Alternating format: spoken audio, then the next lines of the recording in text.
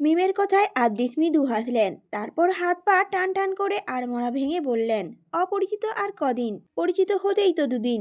মিম তখন দৃঢ় কণ্ঠে বলে ওঠে, জি না, এত সহজেই সবার সাথে পরিচিত হওয়া যায় না, সবাইকে চেনা যায় না, এজন্য সময়ের প্রয়োজন হয়। আদ্রিস একটা জোরে নিঃশ্বাস ছেড়ে বেখেয়ালি কণ্ঠে বলে ওঠেন, নিমিষেই কাউকে চেনা যায় যদি সে হৃদয়ে রয়। আদ্রিসের এই কবি কবি ভাব দেখে মিমের রাগ ওঠে প্রচণ্ড। সে বলে ওঠে রেগেই, আশ্চর্য, কি শুরু করেছেন আপনি? পেশায় আপনি কবি নাকি? এত কবিতা শোনাচ্ছেন কেন আমায়? যাই হোক, আপনি এখান থেকে যান তো, একটু একা থাকতে দিন আমাকে। কিন্তু এদিকে মিমের কথা শোনবার পরও ওনার মাঝে কোনো রকম হেলদুল দেখা গেল না, বরং উনি আইসি ভঙ্গিমায় বলে উঠলেন, পেশায় নয়, মনের দিক থেকে আমি কবি, ছোট একজন কবি, বুঝেছে চেসমিস? পুনরায় ওনার জবাবে চেসমিস নামটি শুনে মিম বিরক্তিতে মুখ চ শব্দ উচ্চারণ করে ওঠে। তারপর বলে ওঠে আদ্রিসকে, আপনি আবার আমাকে চেসমিস বললেন? নিষেধ করলাম এ নামে আমাকে ডাকবেন না। তবুও। আদ্রিস এবার সোজা হয়ে বসলেন, মৃদু কুঞ্চিত ভ্রুজোড়া প্রসারিত করে সাবলীল কণ্ঠে বললেন, ওকে ফাইন, চাসমিস বলে আর ডাকবো না। তাহলে তোমার নাম হবে? কিছুক্ষণ ভাবলেন, তারপরে বলে উঠলেন, হুম, মিস মিস, ইয়েস, তোমার নাম হবে মিস মিস। মিম এবার হতাশ চাহনিতে ক্ষণিকের জন্য আদ্রিসের দিকে চাইল।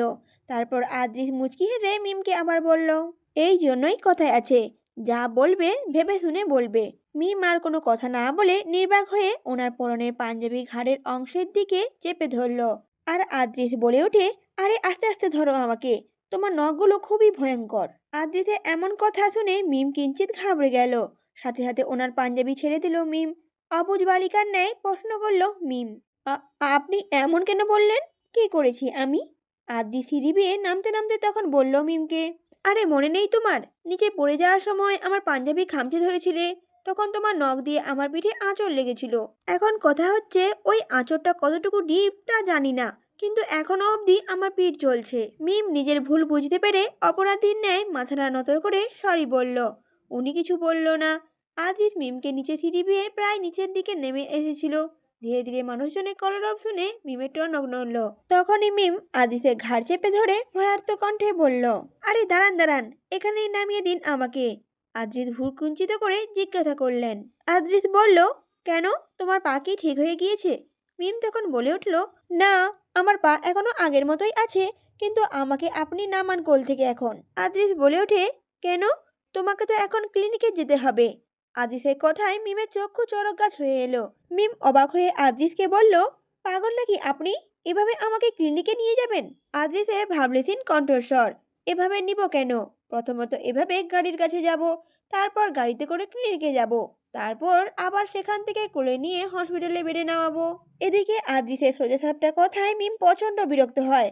রাগত কণ্ঠে বলে ওঠে, এই আমি এভাবে কথা বলিনি, আমি বলেছি আমাকে এভাবে কোলে নিয়ে সবাইকার সামনে নিয়ে যাবেন নাকি? আদ্রিস অবুঝ বালকের মতো বলে ওঠে, হ্যাঁ, এভাবেই তো নিয়ে যাব। তখন মিম বলে ওঠে, আপনি নিশ্চয়ই পাগল হয়ে গিয়েছেন, কিন্তু আমি পাগল হইনি। এভাবে আমি কিছুতেই সবার সামনে যাব না, মরে গেলেও যাব না। এর চেয়ে বরং আমাকে এখানেই নামিয়ে রাখুন, আর আমি কল করে আমার চাচুকে ডেকে নেব। এই ব্যাপারে আমি কাউকে জানাতে চাচ্ছি না, কারণ এ ব্যাপারে জানলে আবুর বিয়ের ফাংশনটাই মাটি হয়ে যাবে। সবাই আমাকে নিয়ে ব্যস্ত হয়ে পড়বে, যা আমি চাই না। সুতরাং আমাকে এখানে নামান আপনি। মিমের কথায় আদ্রিস ছোট্ট করে নিঃশ্বাস ফেললেন। মিমের কথায় কোনো পাত্তাই দিলেন না তিনি, বরং মিমকে নিয়ে সিঁড়ি বেয়ে নামতে লাগলেন তিনি। আদ্রিসের এই কাজে মিমের হৃদস্পন্দন বেড়ে যায় ভয়ে। মিম পুনরায় রেগে বলে ওঠে, দেখুন, এগুলো কিন্তু ভালো হচ্ছে না। একে তো আমার পারমিশন না নিয়ে আমাকে এভাবে উঠিয়ে নিয়েছেন, আবার আমাকে নামিয়ে দিতে বলছি, আপনি নামাচ্ছেন না। এভাবে সবার সামনে যাওয়াতে আপনার মান সম্মানে কিছুই হবে না, যা হবে সব আমার উপর দিয়ে যাবে, লোকে আমাকে থুতু করবে। প্লিজ আপনি আমাকে কোল থেকে নামান, ভালো হচ্ছে না কিন্তু। আমি কিন্তু এবার। মিমের কথা বন্ধ করে দিয়ে মিমকে সোফায় বসিয়ে দিলেন। সাথে সাথে মিম বিস্তৃত নজরে চারপাশ দেখতে লাগলো। এটা নিচের হল নয়, বরং এটা একটা রুম, হয়তো বেডরুম। এবার মিম চারপাশটা ভালোভাবে পর্যবেক্ষণ করে আজিজকে জিজ্ঞেস করতে লাগলো, উনি কোথায় এনেছেন মিমকে। মিম কথাটা বলতেই উদ্যোগ হতেই আজিজ বলে ওঠে, চুপচাপ এখানে বসে থাকো। মুখ দিয়ে টুর শব্দটুকু বের হলে তোমার এই অবস্থার কথা বাইরে সবাইকে বলতে 1 সেকেন্ডও সময় লাগবে না আমার। আদ্রিসের কথায় মিম এবার চুপ করে গেল। এই মুহূর্তে চুপচাপ বসে থাকছে সবচেয়ে বড় সাজা বলে মনে হলো মিমের কাছে। কিন্তু এমন অবস্থায় বাধ্য হয়ে চুপচাপ বসে থাকা ছাড়া মিমের তো কোনো উপায় নেই। তখন আদ্রিস মিমকে দেখে বলে ওঠে, ডোন্ট ওয়ারি, এটা রেস্ট রুম, সিঁড়ির পাশ দিয়ে এসেছি, আই থিঙ্ক কেউ দেখেনি আমাদের। তুমি এখানেই বসে থাকো, দেখি আমি কোথাও থেকে বরফ জোগাড় করতে পারি কিনা। আপাতত বরফ দেওয়া এখন দরকার, কিন্তু প্রশ্ন হলো বরফটা পাবো কোথায়। এবার আদ্রিস কিছুটা চিন্তায় মগ্ন হলেন। মিম চুপচাপ ব্যথাতুক পা নিয়ে বসে আছে। আদ্রিস কিছুক্ষণ ভাবনার সাগরে ডুবে রইলেন, তারপর পকেট থেকে ফোনটা বের করে রুমের বাইরে গেলেন। আদ্রিস বাইরে বেরিয়ে যেতেই মিম একটু নড়েচড়ে বসলো এবং সাথে সাথে মিমের ব্যথা যেন জাগ্রত হয়ে উঠল।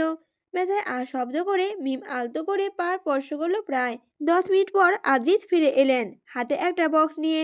ওনার সাথে এলেন তানভীর ও সাদিক। তিনজনের চেহারায় চিন্তার ছাপ। আদ্রিস দ্রুত এসে মিমের সামনে হাঁটু গেড়ে বসলেন। মিমের পায়ে জুতোটা খুলে পাঞ্জাবি পকেট থেকে রুমালটা বের করে তাতে বরফ দিয়ে মিমের গোড়ালির চেপে ধরলেন উনি। মিম তৎক্ষণাৎ স্পর্শে ব্যথায় কোকিয়ে উঠল। মিমের প্রতিক্রিয়া দেখে আদ্রিস সাথে সাথে বরফ সরিয়ে নিলেন। ওনার এ কাণ্ডে সাদিক অনেকটা ধমকের সুরেই বললেন, আরে বরফ সরালি কেন, ওর পায়ে বরফ দে। আদ্রিস তখন বাচ্চাদের মতো করে বলে উঠলেন, ওর পায়ে লাগছে যে প্রচুর। সাদিক এবার এগিয়ে এসে ওনার হাত থেকে বরফটা নিয়ে বললেন, তুই সর, আমি ওকে বরফ লাগিয়ে দিচ্ছি। আদ্রিস সাদিকের হাত থেকে বরফটা নিয়ে নিল, নিয়ে মিমের পায়ে আলতো করে চেপে ধরতে ধরতে বলল, আমি লাগিয়ে দিচ্ছি, সমস্যা নেই, তুই বরং বাইরে যা, এখনই তো সবাই বেরিয়ে যাবে। আদ্রিসের কথায় মিম জোরেই বলে উঠল, কি, আপুরা এখনই বের হয়ে যাবে? আদ্রিসও হ্যাঁ সূচক জবাব দিলেন।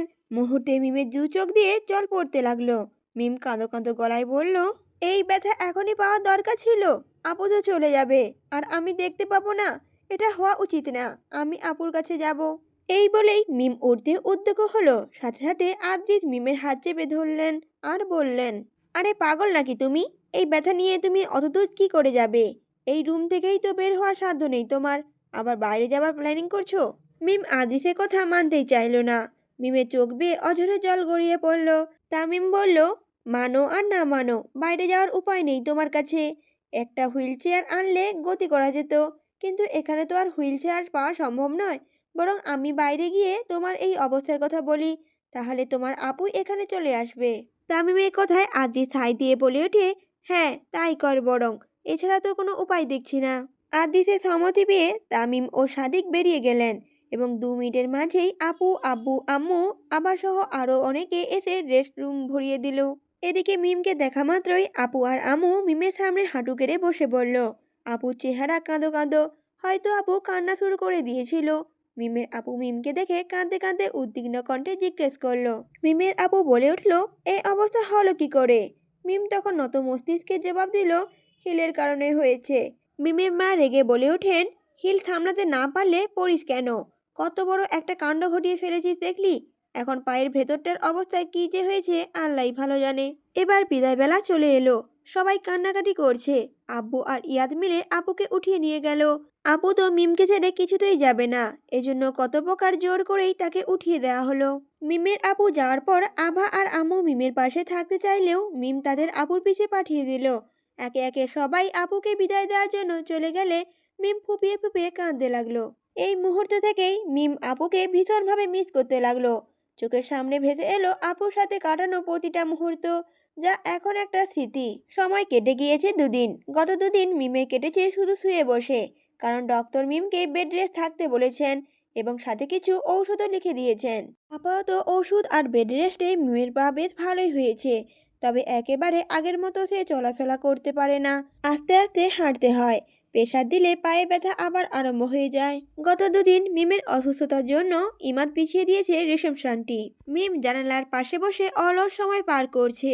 আপুর রিসেপশন পার্টি উপলক্ষে বিয়ের দিন পর্যন্ত মিম খুব এক্সাইটেড ছিল, কিন্তু আজকে শরীরে জোর না থাকায় মনেও জোর নেই।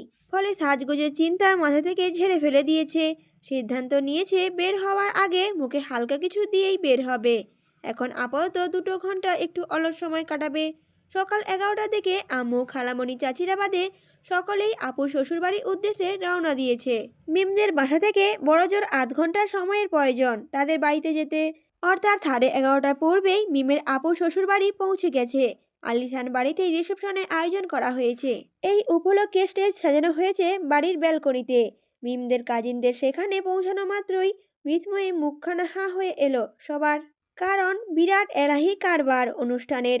এর পূর্বে সিনেমায় দেখে থাকলেও এই প্রথম স্বচক্ষে দেখার সৌভাগ্য হলো তাদের। চারপাশে এত জাঁকজমকপূর্ণ পরিবেশ দেখে সেই মুহূর্তে প্রকৃতপক্ষেই মনে হলো ইমাদ ক্লাসের কথা সকলের মুখে মুখে যা শুনেছিল তাই সত্যি।